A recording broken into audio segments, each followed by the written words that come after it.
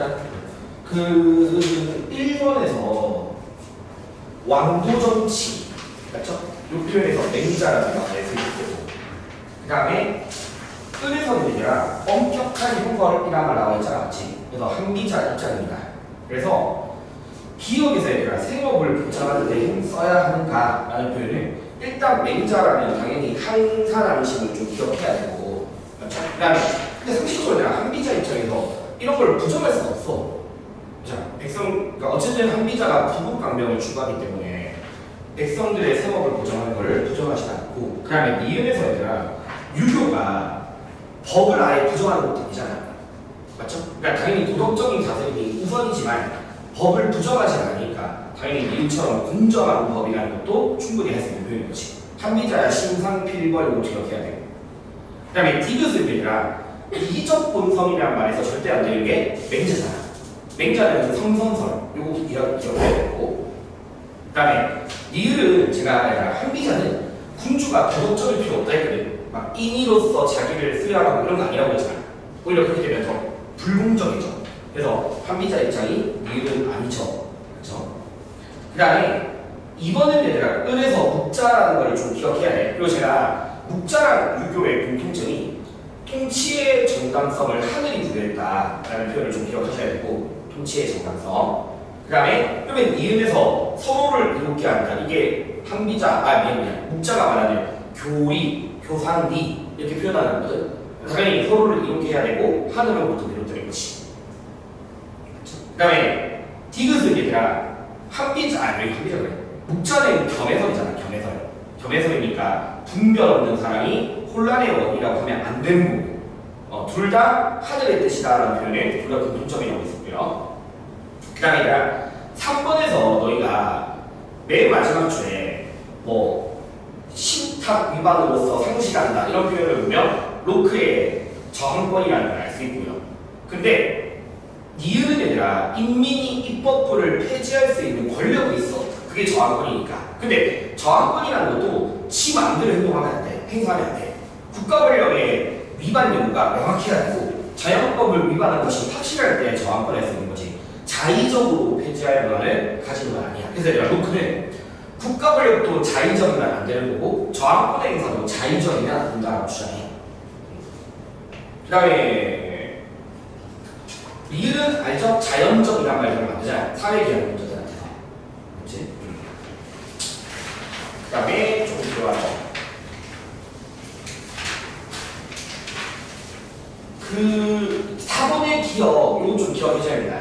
아리스토텔레스가 물론 시간적으로 봤을 때는 가족이 제일 먼저 만들어지는 공동체 중에서 근데 논리적으로 봤을 때 이 사람들은 국가 없으면 개인이나 가족도 없다 이렇게 바라보는 사람이라서 국가가 개인에 우선한다 라는 글을 쓸 수 있는 거고요. 그 다음에 요거 디귿 선지 있잖아. 좋거나 선악, 옳고 그름의 인식 공유로부터 생성된다. 요게 아리스토텔에서 말하는 인간의 정치적 본성이야. 정치적 본성이고 그런 것들을 공유할 수 있는 것도 인간이 가지고 있는 언어로부터 비롯된다라고 표현하고 있고요. 언어로부터. 그 다음에 내가 5번에서 너희 문제 풀어봐야겠지만 지금 제시문에서 원하는 자연법의 집행권을 포기하고 우리 자연 상태에서 누구나다가 집행하고 처벌하고 했잖아. 그러다 보니까 혼란이 생겼고 재산을 특히 안전하게 보호라는 표현에서 로크라는 걸 좀 찾아야 그 다음에 을 같은 경우에는 모든 사람의 힘과 수단을 사용할 수 있도록 하는 절대적 권력에 대해서 이야기했으니까 홉스 입장이죠. 홉스 입장이고 그 다음에 1번에서 보면 자 국가가 만들어지고 나면 더 이상 사적으로 처벌할 수 있는 권한이 없어. 맞죠? 자연 상태에서야 그런 것들은 존재했지만 그거 국가에게 넘겼잖아. 처벌권, 집행권 이런 것들. 그래서 1번은 로크 입장에서 틀린 거고요.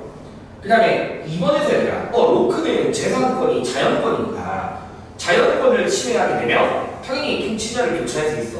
근데 제가 한비자 입장에서 한비자가 홉스 입장에서는 절대로 시민에 의해서 통치자가 교체될 수가 없습니다. 시민에 의해서. 그러니까 2번은 딱 로크만 쓸 수 있는 표현만 해요. 그리고 3번은 둘 다잖아. 맞죠? 사회 계약 문제라면 쓸 수 있고 4번도 둘 다 가능하고 그 다음에 5번 좀 중요하다고. 그러니까 홉스는 아까 왜 우리 저번에 자연 상태에서 법, 제도 이런 게 없고 내 것과 네 것의 구분도 없었고 맞죠? 그래서 소유라는 것도 존재하지 않는다. 이런 것들이 쓰이지 않았습니까? 로크는 아까 말씀드렸듯이 소유권이 자연권으로 주어져 있고 소유권이 자연권. 그렇죠? 그 다음에 일단 6번의 니은 군주와 시민 간의 계약이라고 말할 사람이 없어야지. 그러니까 사회계약론은 우리끼리 사회계약을 한 거야. 그래서 군주와 시민 간의 계약이라고 하면 틀림 아니고. 그리고 시 디귿에 대리인이자 대표자의 표현은 딱 흡수가 쓰는 표현이에요. 그렇죠? 나머지는 그렇게 어렵지 않지. 일단 이제 한번 보고 이따가 모르는 게 있으면 물어봐줘. 모르는 게 물어봐. 그 다음에 오늘 해야 될 거. 시민구역종 해야 됩니다. 학교에서 지금 안 해요. 살짝. 시민구역종 해야 돼요. 시민구역종. 어디까지 한다고 아직 이야기 안 했지? 이번에도 좀 어려운 것들을 하네.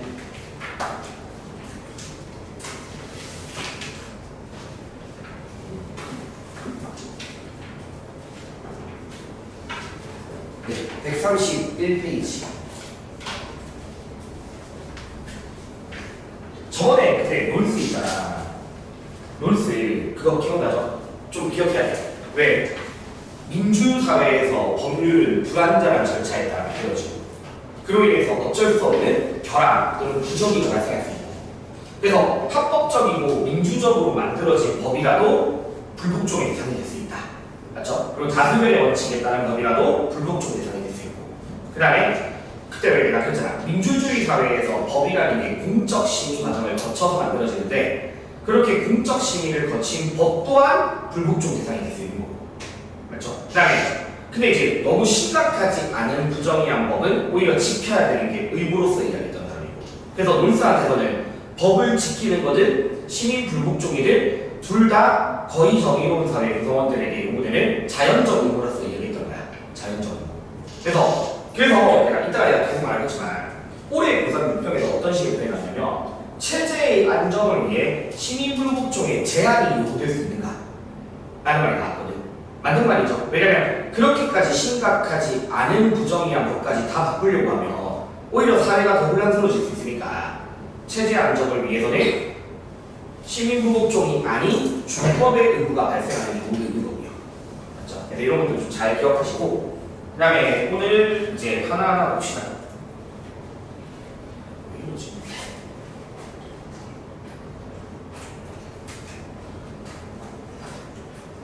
일단 시민 불복종이라는 기본 개념 자체가 부정의한 법을 변형시키기 위해서 이루어지는 의도적, 즉 고의로, 맞죠? 고의로 법을 위반하는 행위. 여기 이제 시민 불복종의 가장 기본적인 뜻입니다. 그래서 대중들한테 이 법의 부정의함을 호소하기 위해서 의도적으로 고의로 법을 어기는 행위고, 그 다음에 거기에 따르는 처벌까지 감도하는 행위야. 처벌까지 감도. 그래서 총 3명 사상가 배우거든. 그래서 3명 전부 다 시민불복종에 따르는 책임 또는 처벌 이런 것들을 감수한다는 공통점이야. 공통점. 자, 일단 이 정도가 이제 가장 기본적인 내용이고, 이제 한 명 한 명 풀어내야 되니까 밑에 보면 이제 소로라는 사람이 나오거든. 소로라는 사람이 나오는데, 지금 밑에 보면 소로든 롤스든 뭐 다음 페이지에 시간을 가니까 다 뭐가 중요하냐면 근거가 중요해. 근거. 어디에 근거에서 이루어져야 하는가.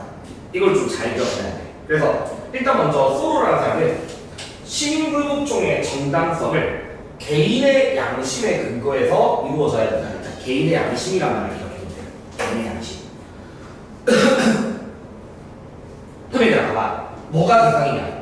양심의 근거에서 양심에 어긋나는 법과 정책이 있죠? 맞죠? 양심에 어긋나는 법과 정책인데 옆에 이렇게 적혀있는데 양심에 어긋나는 모든 법과 정책이다.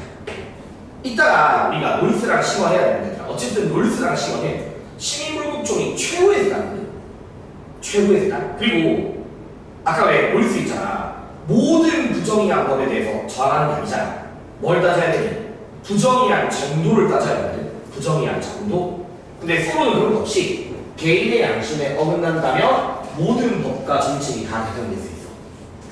자, 그 다음에 요거 좀 체크하시고, 아까 말씀드렸듯이 놀스 싱어와 달리 최후가 아니라, 알겠죠? 최후가 아닌 즉각적인 저항을 주는. 그래서 막 이 사람 표현을 보면 어느 때이든 간에 내가 옳다고 생각하는 걸 행하라. 언제든 간에 이런 식의 표현이 나오거든요. 그 다음에 원칙적으로는 비폭력이지만 폭력도 가능은 해. 폭력적 방법도 인정은 해. 자, 어쨌든 최후가 아니야. 그 다음에 내가 뭐 사회적 승인 이런 것도 안 따지고요. 알겠죠? 사회적 승인이라든가 승인 고려하지 않습니다. 사회적 승인 요구. 그러니까 내 양심에 어긋나는 모든 법이 다 대상이야. 그 다음에 성공 가능성 이런 것들도 고려하지 않아. 그래서 이런 것들 고려하지 않고 즉각적이면서 적극적인 불복종이다. 그래서 내가 이 정도만 알겠으면 되거든, 서로는. 그럼 이제 밑에 보면 서로 제시문이 있어. 여기 좀 잘 나와. 그래서 보자, 주셔자. 우리는 먼저 인간이어야 하고 그 다음에 국민이어야 한다. 그럼 이 말은 국민으로서 법 지키는 것보다 인간으로서 양심 지키는 게 더 중요하다고 이야기하는 거야.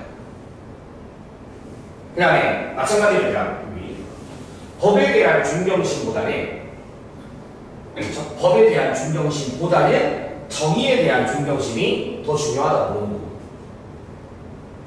그 다음에 또 봐봐. 밑에 나의 유일한 책무, 의무는 어느 때이든 간에 내가 옳다고 생각하는 것을 해한다고 나와 있죠. 그래서 어느 때이든 간에 놀스나 싱어와 달리 즉각적인 거죠.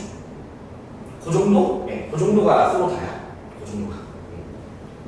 그 정도가 같고요. 이제 메인은 놀스거든. 메인은. 그래서 놀스를 좀 정리를 해야 돼.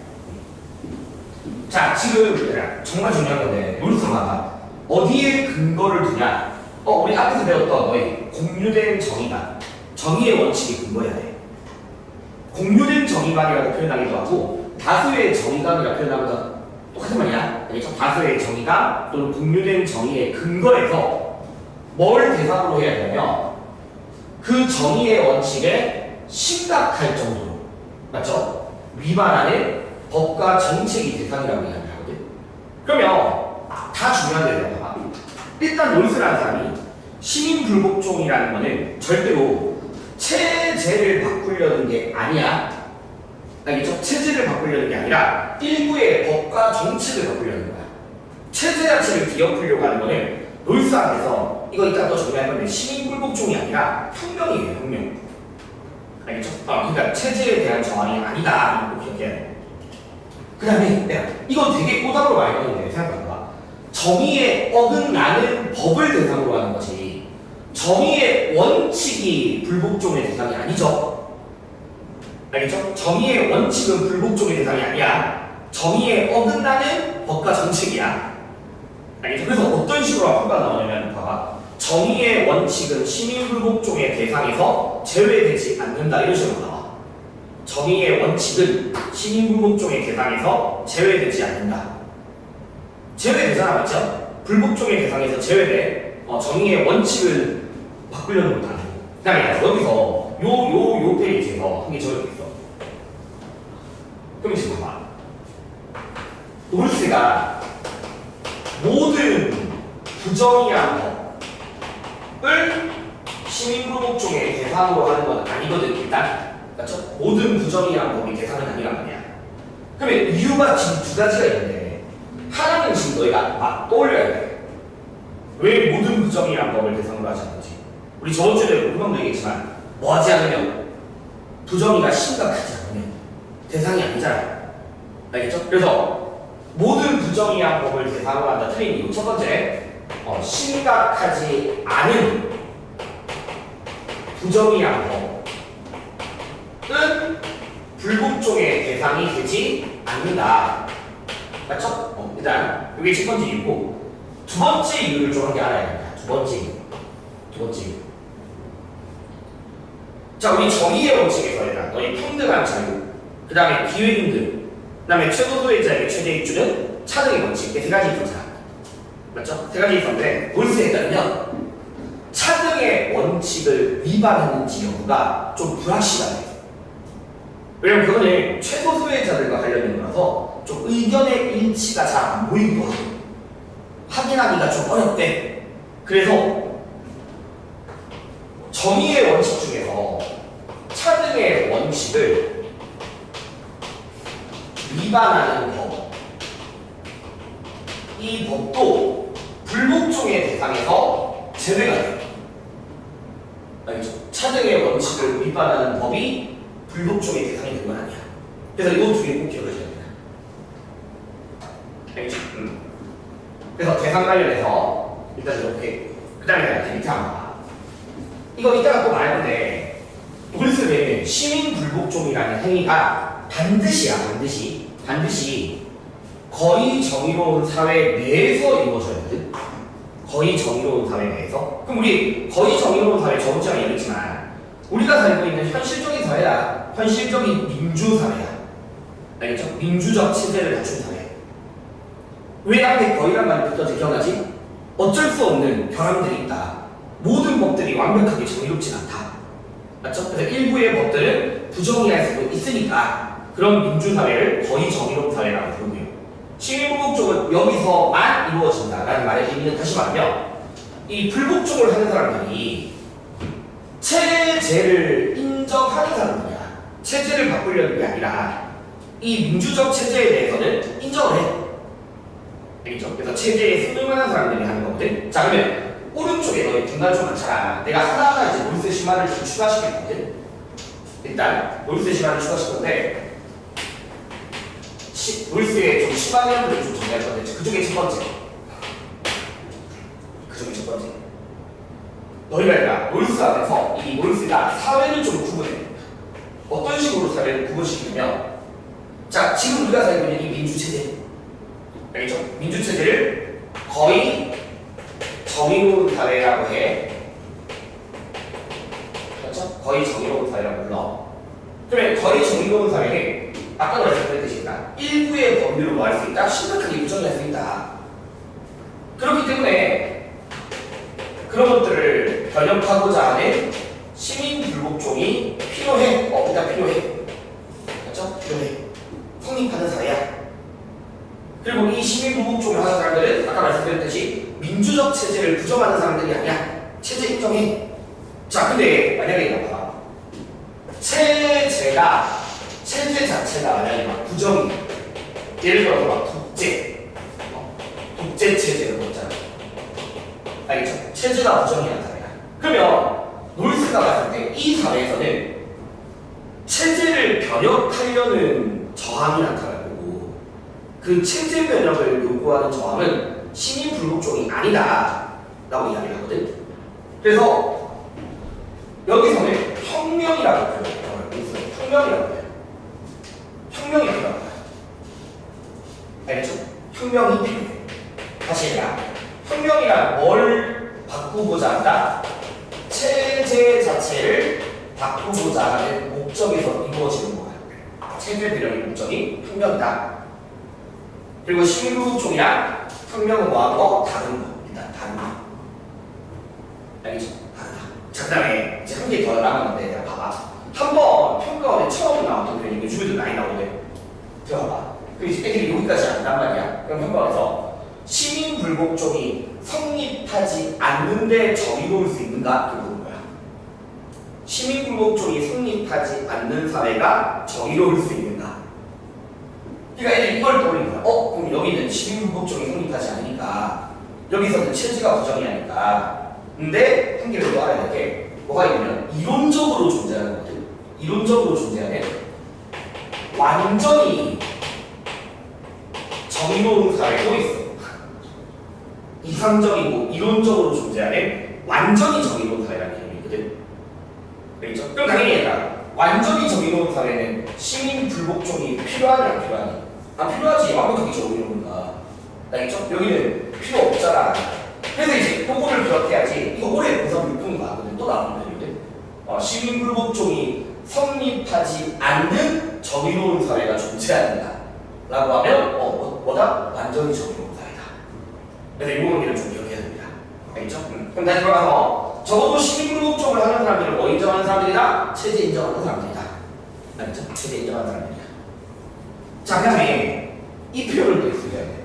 지킬 거 지켜가면서 해야 된다. 지킬 거 지켜가면서. 이걸 룰스가 뭐라고 표현하냐면 법에 대한 충실성의 한계 내에서 이루어진다라고 표현해. 그러니까 너희가 받아들일 때는 좀 지킬 거 지켜가면서 한다. 법에 대한 충실성의 한계 내에서. 그럼 이거를 포함하는 게 뭐냐면 반드시 룰스는 최후의 수단이어야 돼. 합법적인 절차를 다 하고 나서 그게 안 됐을 때 하는 최후의 수단이야. 정법 배워도 됐죠. 그러니까 어쨌든 정법 배우네. 그럼 어쨌든 예를 들어 우리나라에서 법을 개선할 수 있는 최후의 합법적 장치가 헌법소원 같은 거잖아. 알겠죠? 근데 이제 그것마저도 안 됐을 때 최후의 수단인 거야. 자, 그다음에 당연히 특정 집단의 이익을 목적으로 하는 게 아니라 정의를 위한 것이어야 되고, 그다음에 대중들한테 알리는 거거든. 이게 부당함을 알리는 거라서 당연히 공개적으로 해야 돼. 공개적으로. 그리고 반드시 비폭력적으로 이루어져야 돼. 또 노이스는 어떻게 표현하냐면 시민불복종을 공개적으로 하고 비폭력적으로 함으로써 자신들의 항의의 진실함을 표현한다 해서 하기도 하거든. 반드시 비폭력적이어야 되고 공개적이어야 돼. 그리고 더 중요한 거 마지막, 자기가 한 행위가 위법행위라는 것을 인식해서 거기에 따르는 반드시 모두 처벌까지 감수해야 돼. 그러니까 이런 것들을 다 묶어서 그냥 법에 대한 충실성의 한계 내에서 이루어진다 이렇게 이해하시면 돼요. 최후의 수단, 비폭력적 처벌 감수, 장대량. 법에 대한 충실성의 한계 내에서 이루어지긴 하는데 이거 합법행위니 위법행위니? 위법행위잖아. 합법적 행위는 아니죠. 그래서 봐봐, 법에 대한 충실성의 한계 내에서 이루어지지만 법의 경계선 밖의 행위라고 표현해. 시민불복종. 법의 경계선 밖의 행위야. 그러니까 같이 기억해야 돼. 지킬 거 지켜가면서 하되 무슨 행위다? 위법행위다. 알겠죠? 법의 경계선 밖이라는 말은 위법이랑 똑같은 말이야. 만약에 보기에서 법의 경계선 내에서 이루어진다고 하면 틀린 말이야. 알겠죠? 이거는 위법행위를 같은 말로 이렇게 표현했고요. 자, 그 다음에 당연히 얘들아 신중해야 되고, 그 다음에 낚이면 안 되는 거. 얘들아 시민불복종은 양심적 행위는 맞아. 일단 왜냐면 내가 처벌받는 것까지 감수하면서 하는 거니까. 근데 양심의 근거라고 하면 절대 안 돼. 양심적 행위지만 양심의 근거는 아니야. 반드시 근거는 어떻게 둬야 된다? 다수의 정의관의 근거를 두고 있어야 돼. 알겠죠? 개인의 양심에 근거하는 행위라고 하면 불복종이 아니야. 이거 이따가 또 좀 강조할 게 있어. 일단 양심적 행위지만 양심의 근거는 아니고, 그 다음에 어느 정도는 성공 가능성도 또 고려해야 돼. 성공 가능성도. 그래서 이제 이런 요건들을 다 갖춘 정당한 불복종을 아까 말씀드렸듯이 어디에 기여한다? 체제 안정에 기여한다는 거야. 사회 정의에도 기여할 수 있는 거지. 이게 이제 가장 기본 내용이거든. 근데 요즘에는 이게 좀 되게 엄청 어렵게 나와. 일단 요거 제가 심화 정의할게. 그러니까 이거 말고 이제 두 번째로 해야 돼. 한번 어떤 식으로 평가에 나오냐면 시민 불복종에 따르는 불행한 결과를 고려해야 하는가라는 표현이 한번 나온 적이 있어. 시민 불복종에 따르는 불행한 결과를 고려해야 된다. 이게 싱어랑 롤스랑 같이 나온 부분이거든. 근데 이제 그 당시에 싱어는 공리주의자니까. 싱어 공리주의자야. 공리주의자인 싱어는 당연히 결과를 고려하니까 그럴 수 있다. 근데 롤스는 이게 좀 애매하단 말이야. 근데 이게 일단 맞는 말이야. 근데 롤스가 왜 어떻게 표현하냐면 이제 이번 달에서 좀 정리할게. 어떻게 표현하냐면 시민불복종이 너무 많은 사람들이 갑자기 막 동시에 참여하게 된다. 갑자기 막 동시에 너무 많은 사람들이 참여하게 돼. 그러면 당연히 정부가 그 요구를 다 받아들일 수 있다. 못하겠지. 맞죠? 너무 많은 사람들이 막 갑자기 참여하게 되면. 그러면 너무 많은 사람들이 참여하게 되면 체제의 효율성을 떨어뜨리게 되고 체제를 파멸로도 이끌 수 있다고 이야기하거든. 알겠죠? 체제를 파멸로도 이끌 수 있어. 그래서 그런 것들이 불행한 결과를 고려하는 거야. 그러면 자, 봐봐. 판결 이런 데서 어떻게 나오냐? 자, 체제의 효율성을 이유로 시민 불복종에 제한이 요구될 수 있는가? 이렇게 나온 거야. 맞는 말이야. 알겠죠? 그럼 어떤 제한이냐라고 하면, 그래서 논술에 이게 오래 스트레 나와. 참여 범위에 대한 제한이 필요하다. 라고 보는 사람이 해. 알겠죠? 여기 이건 오래 스트레 편이고 이렇게 같이 묶어서 좀 기억해야 돼. 불행한 결과, 체제 효율성이 떨어뜨려지고, 알겠죠? 그로 인해서 참여 범위에 대한 제한도 필요하다. 이렇게 이번에는 이 정도.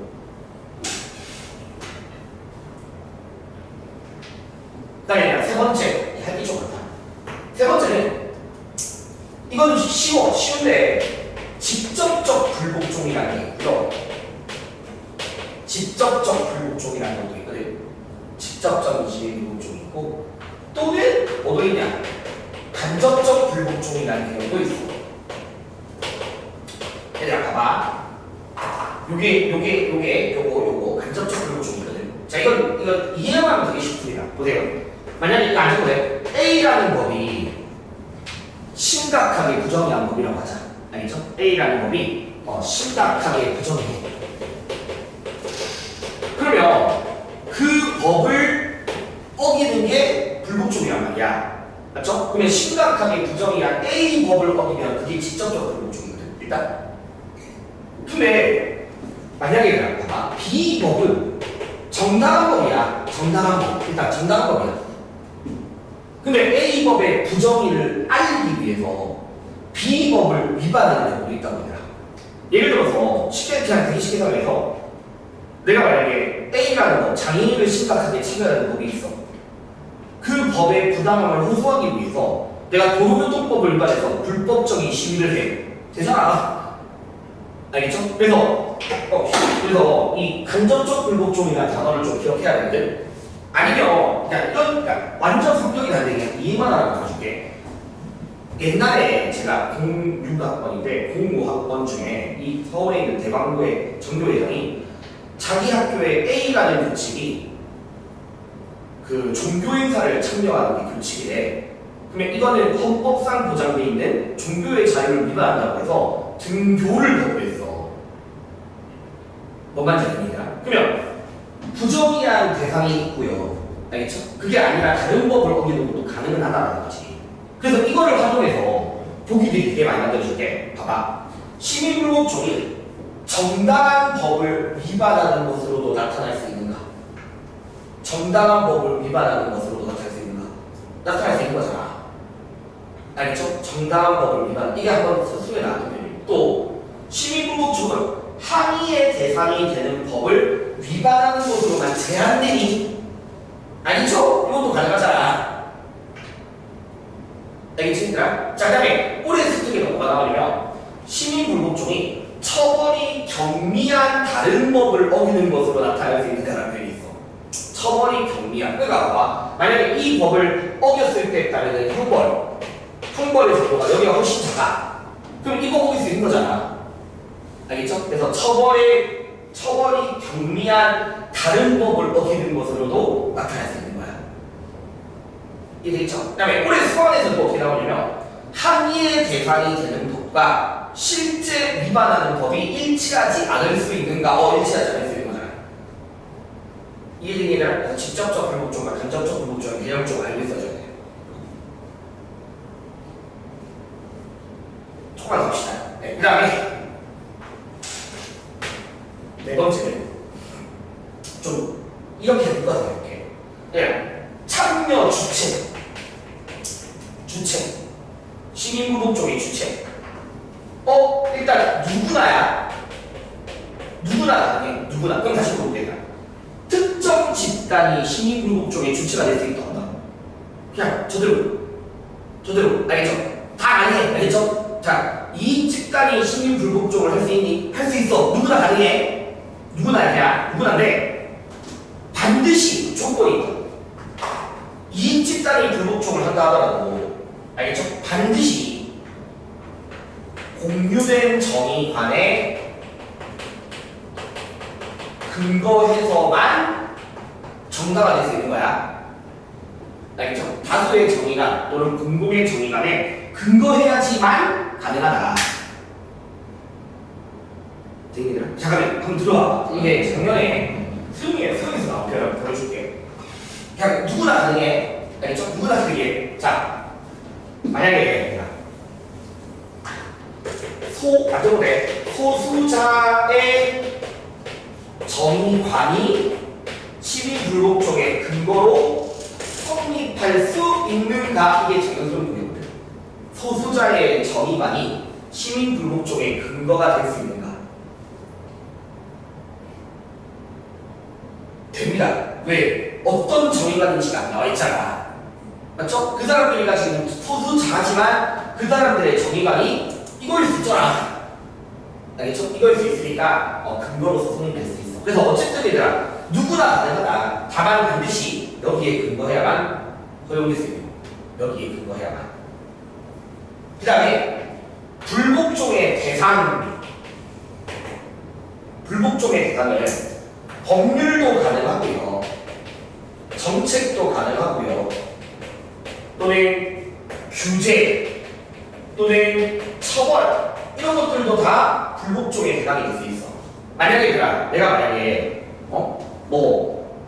어떤 법을 어겼어.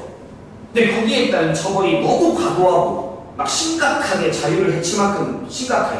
그러면 대상이 될 수 있는 거야. 그래서 법률, 정책, 규제, 처벌 다 가능한데 이것도 마찬가지. 조건. 단 그게 심각한 부정이이어야지 될 수 있는 거잖아. 심각한 부정일 때 성립할 수 있는 거야.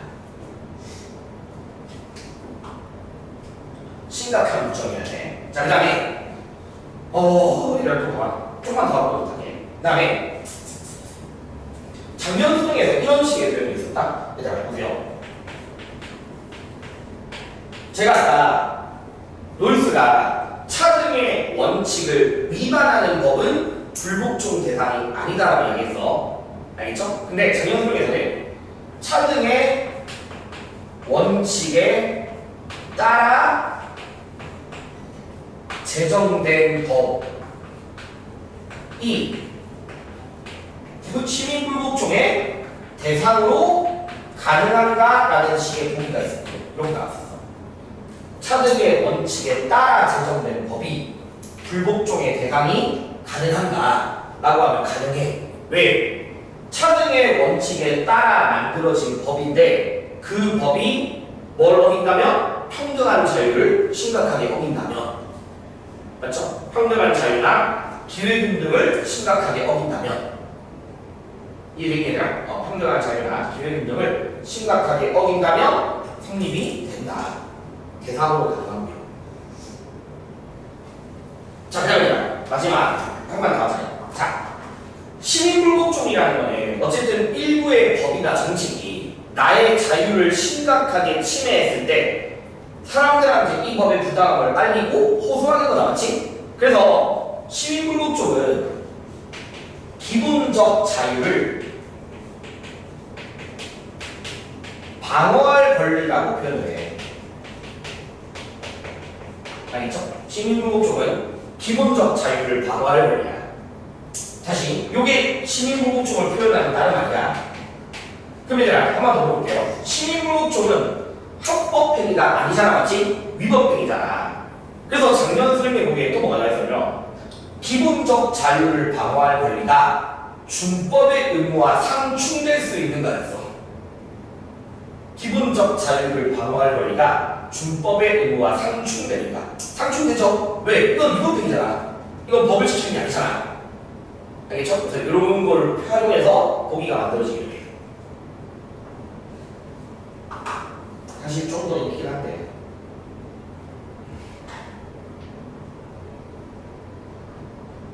네, 일단 이 정도. 롤스는 이 정도 하고 우리 조금만 끊었다가 이어서 자. 네, 사실 좀 더 있어서 조금만 더 얘기할게.